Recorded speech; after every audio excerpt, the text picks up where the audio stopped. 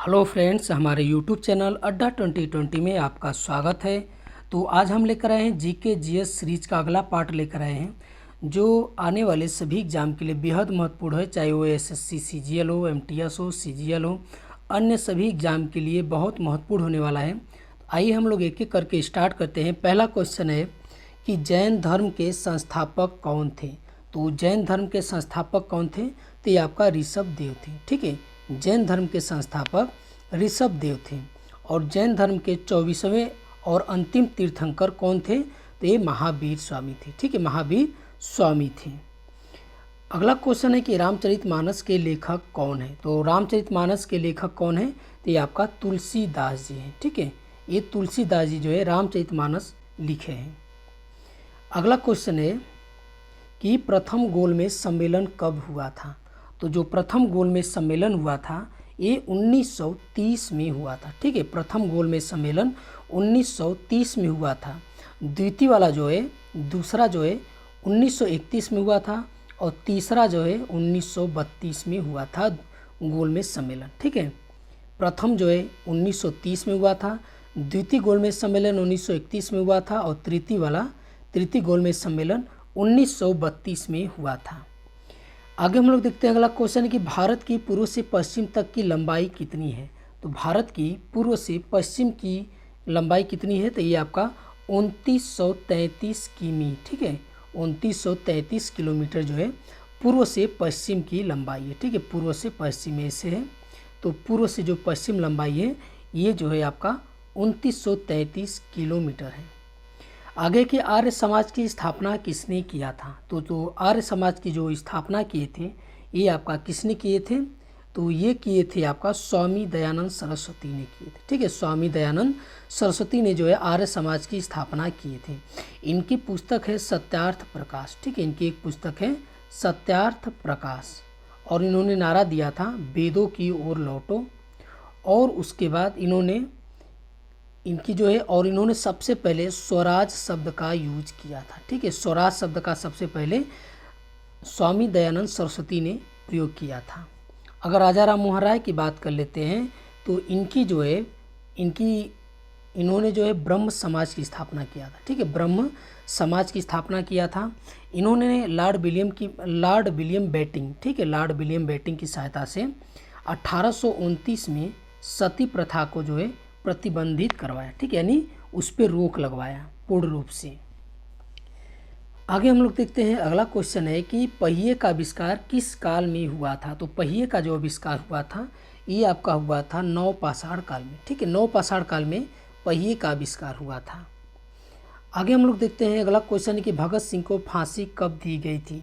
तो भगत सिंह को फांसी दी गई थी 23 मार्च 1931 को। ठीक है, भगत सिंह को 23 मार्च 1931 को दी गई थी। भगत सिंह, सुखदेव और राजगुरु तीनों लोगों को 23 मार्च 1931 को दिया गया था। भगत सिंह की एक पुस्तक का नाम है मैं अनिश्वरवादी क्यों। ठीक है, ये इनकी पुस्तक है। इनका नारा है इंकलाब जिंदाबाद, इनकी जो है ये नारा है। आगे हम लोग देखते हैं अगला क्वेश्चन कि राज्यसभा में अधिकतम कितने सदस्य होते हैं। तो राज्यसभा में अधिकतम कितने होते हैं? तो 250 जो है अधिकतम होते हैं। ठीक है, राज्यसभा में 250 अधिकतम होते हैं। संघ लोक सेवा आयोग के अध्यक्ष की नियुक्ति कौन करता है? तो कौन करता है? तो ये आपके राष्ट्रपति द्वारा किया जाता है संघ लोक सेवा आयोग के अध्यक्ष की नियुक्ति। आगे हम लोग देखते हैं जापान का राष्ट्रीय खेल क्या है। तो जापान का राष्ट्रीय खेल क्या है? तो ये है आपका जूडो है। ठीक है, क्या है? ये जूडो है जापान का राष्ट्रीय खेल।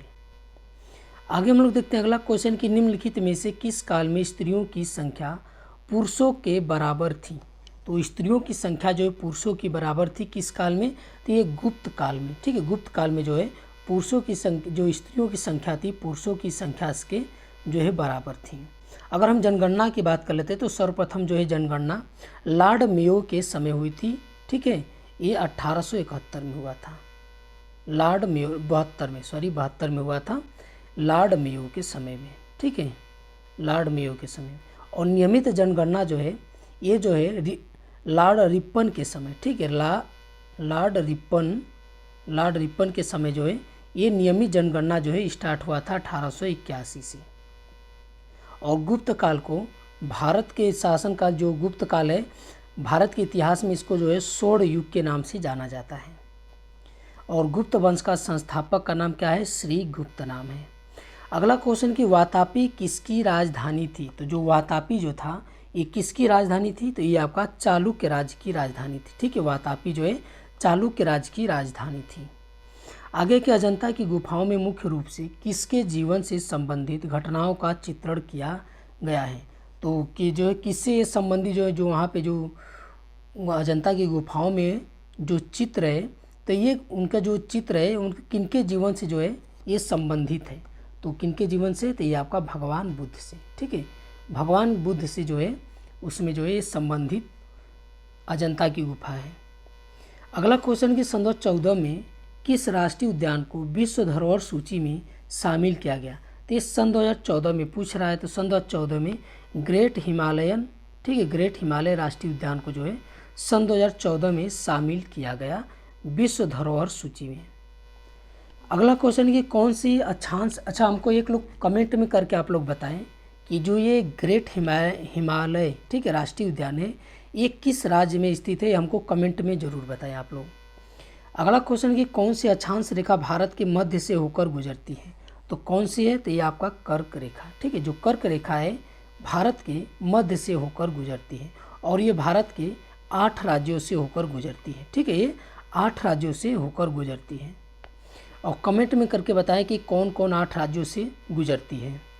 स्वतंत्रता संग्राम में गांधी जी ने किसान आंदोलन कहाँ से प्रारंभ किया था? तो स्वतंत्रता संग्राम में गांधी जी ने किसान आंदोलन कहाँ से प्रारंभ किया था? तो ये आपका प्रारंभ किया था चंपारण से। ठीक है, चंपारण से जो है गांधी जी ने अपना पहला आंदोलन प्रारंभ किया था।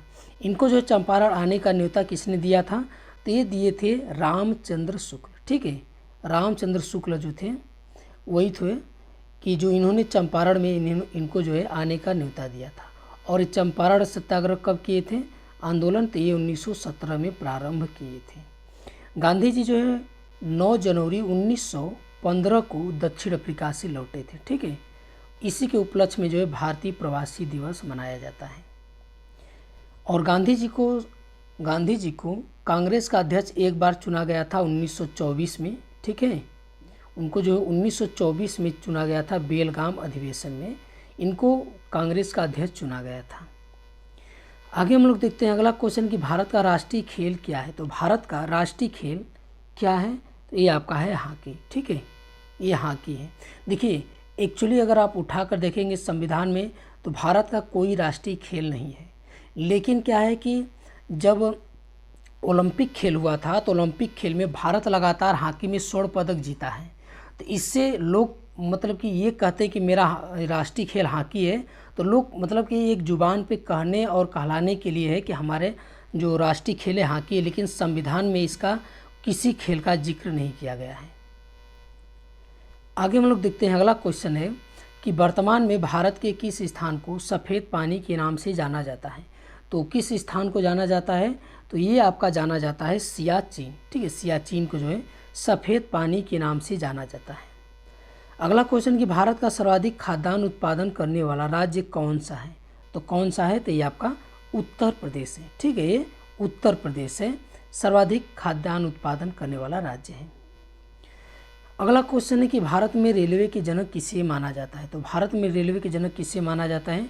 तो लॉर्ड डलहौजी को माना जाता है। ठीक है, लॉर्ड डलहौजी को माना जाता है भारत में रेलवे का जनक। और लॉर्ड डलहौजी ने हड़प नीति जो है ये प्रारंभ किया था। ठीक है, हड़प नीति के द्वारा बहुत से भारतीय राज्यों को जो है अंग्रेजी राज्य में मिला लिया था। आगे हम लोग देखते हैं कि डीजल लोकोमोटिव कारखाना कहाँ स्थित है? तो ये आपका कहाँ स्थित है? तो ये आपका वाराणसी में स्थित है डीजल लोकोमोटिव कारखाना। अगला क्वेश्चन है कि हिमालय का दूसरा सबसे ऊंचा पर्वत शिखर कंचनजंगा भारत के किस राज्य में स्थित है? तो किस राज्य में है? तो ये आपका सिक्किम में है। ठीक है, देखिए दो में कन्फ्यूजन हो जाए, एक कंचनजंगा और एक है नंदा देवी। ठीक है, नंदा देवी। देखिए याद करने का मैं ट्रिक बता रहा हूँ। देखिए कंचनजंगा में क है और सिक्किम में भी क है, आप इससे रिलेट करके याद कर सकते, कन्फ्यूजन नहीं होगा। और जो ये नंदा देवी है ये आपका ये उत्तराखंड में है। ठीक है, ये उत्तराखंड में है। अगला क्वेश्चन कि भारत की उत्तर से दक्षिण की लंबाई कितनी है? तो उत्तर से दक्षिण भारत की लंबाई कितनी है, तो ये आपका 3214 किलोमीटर है। ठीक है, 3214 किलोमीटर है भारत की उत्तर से दक्षिण तक की लंबाई। जवाहर सागर बांध किस नदी पर स्थित है, तो जो जवाहर सागर बांध है ये आपका किस नदी पर है, तो ये है आपका चंबल नदी पर है। ठीक है, ये चंबल नदी पर स्थित है। अगला क्वेश्चन कि मोबाइल फ़ोन का प्रयोग करने वाले लोगों की सर्वाधिक संख्या किस देश में है, तो किस देश में है, तो ये आपका अमेरिका में है। ठीक है, अमेरिका में सर्वाधिक मोबाइल फ़ोन का यूज करने वाला। महाभारत का लेखक कौन है, तो महाभारत किसने लिखा है, तो किसने लिखा है, तो ये आपका महर्षि वेद व्यास ने लिखा है। ठीक है, महर्षि वेद व्यास ने महाभारत लिखे हैं। कल्हड़ जो है राज तड़ंगली लिखे हैं। कालिदास जो है रामचरितमानस लिखे हैं और वाल्मीकि जो है रामायण लिखे हैं। 1194 ईस्वी में चंदावर का युद्ध मोहम्मद गोरी ने किसके साथ लड़ा था, किसके साथ लड़ा था, तो जयचंद्र के साथ लड़ा था और इसको जो है चंदावर के युद्ध में पराजित किया था। और मोहम्मद गोरी को भारत पर आक्रमण करने के लिए किसने आमंत्रित किया था, तो यही जयचंद्र ने पृथ्वीराज चौहान पे जो है ये आक्रमण किए थे। मोहम्मद गोरी पहली बार आक्रमण किए थे 1191 में। ठीक है, तो इसमें मोहम्मद गोरी हार जाता है। फिर दूसरी बार जो है 1192 में जो है ये आपका आक्रमण करते हैं, जिसमें विजयी हो जाते हैं। जब प्रथम बार आक्रमण किया था तो उसको जो है तराई के प्रथम युद्ध के नाम से जाना जाता है, और जब दूसरी बार आक्रमण किए थे तो तराई के द्वितीय युद्ध के नाम से जाना जाता है। अगला क्वेश्चन है कि जल में किसकी अधिकता से मिट्टी क्षारीय हो जाती है, तो जल में किसकी अधिकता से जो है मिट्टी क्षारीय हो जाती है, तो ये आपका सोडियम कार्बोनेट। ठीक है, सोडियम कार्बोनेट की अधिकता से मिट्टी जो है ये क्षारीय हो जाती है। अगला कि स्वराज मेरा जन्म सिद्ध अधिकार है, यह किसने कहा था, तो ये किसने कहा था, तो ये लोकमान्य तिलक ने कहा था। ठीक है, लोकमान्य तिलक ने कहा था स्वराज मेरा जन्म सिद्ध अधिकार है। इन्होंने जो है मुंबई में गणपति उत्सव और शिवाजी उत्सव जो है मनाना प्रारंभ किया था। ठीक है, ये गणपति उत्सव और शिवाजी उत्सव क्यों मनाना प्रारंभ किया था, क्योंकि भारतीयों के दिल में राष्ट्र की भावना पैदा करना, उत्पन्न करना, इसी के लिए जो है मतलब कि राष्ट्रीय भावना उत्पन्न करना, उनके अंदर देश के प्रति प्रेम और राष्ट्र की भावना उत्पन्न करना, इसीलिए इन्होंने शिवाजी उत्सव और गणेश उत्सव जो है मनाना प्रारंभ किया था।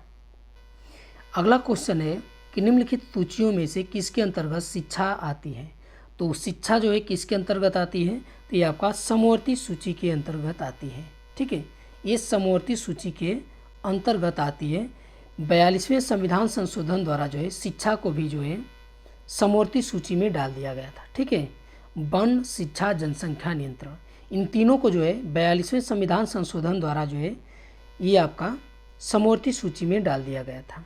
तो ये आज का हमारा वीडियो आपको कैसा लगा, अच्छा लगा तो हमारे चैनल को सब्सक्राइब कीजिए और अधिक से अधिक शेयर कीजिए। देखने के लिए बहुत बहुत धन्यवाद।